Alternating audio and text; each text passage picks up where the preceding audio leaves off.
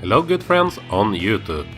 I am Torstein from Cinema Terror, and today I have a good old PM Entertainment film to talk about, this one being the 1989 action crime film Angels of the City. Angels of the city. Hey little girl, tell me what's your name? I give you love. Angels of the City is one of those 80s films that has a lot going on in it that makes it hard to come up with a quick synopsis for it. Basically it tells the story of two college girls who are trying to join a sorority, but before they are allowed in, they are forced to do the dangerous task of dressing up as prostitutes and earn money on the dirty, sleazy streets of Los Angeles. They couldn't have picked a worse night to do this, as there is major activities going on in the criminal underworld, with mob bosses declaring war against each other. The girls somehow get in the middle of all of this, and before the night is over, they will come across so many evil and dangerous men that they will never dare to walk these streets again. That is, if they are able to make it out of this horrific night alive. We're not going to take anything away from you or anything. You see, we're joining this sorority, and this is our initiation, but we don't have to sleep with anyone or anything. That's one way to describe the film, but believe me when I say that there is much more added to the mix of Angels of the City. According to IMDb, this is a sequel to a film called LA Heat, but the only connection between them that I can find is that Lawrence Hilton Jacobs shows up as the detective Joe Chance in both. Who are you? Detective Chance. Sit down. Jacobs is both a co-screenwriter and director of this film, by the way, and his Detective Chance character would show up in two more films within 12 months after this one was finished, LA Vice and Chance. If you're familiar with films from PM Entertainment, then you know what you can expect with Angels of the City. A messy story, lots of action, some nudity, and a fast pace. All ingredients that you will come to expect from PM Entertainment. However, character development, coherent storytelling, and decent production values is traits that you should not go into their movies expecting. And those things are certainly not present in Angels of the City either.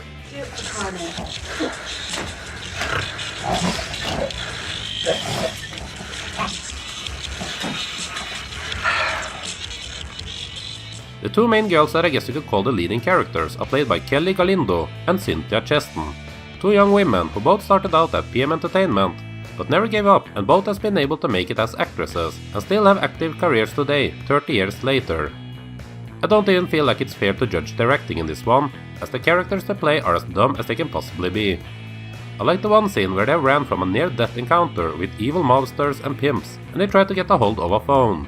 This leads them to a nightclub, where they quickly abandon that plan as one of the girls become wooed by the nightclub owner in less than a minute. It makes no sense within the film, and it is just one out of many examples of storytelling that will leave you laughing and wondering what the hell this thing is. We really need to use the phone. Are you going to let us in or not? Password. Password? Password.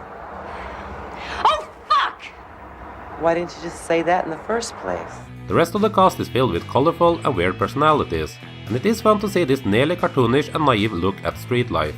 Add to that the fun theme songs that are made for the film, and you will overall be happy with what Angels of the City has to offer, if you're into this kind of trashy action films that is, because this is obviously not a film for the average movie watcher. This is for those of us who enjoy watching absurd movies that just goes for it, whatever it might be. Who knows, I doubt even the filmmakers had any good plan on what they were trying to accomplish here. If you give them more cred than what they probably would even ask for, then you could look at the film as being an eye-opener to the outside world of what is really going on in the streets of the big cities.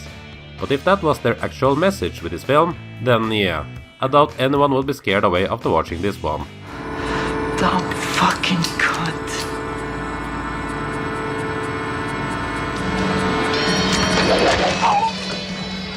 Angels of the City is worth seeking out if you're familiar with PM Entertainment and know what you're getting yourself into.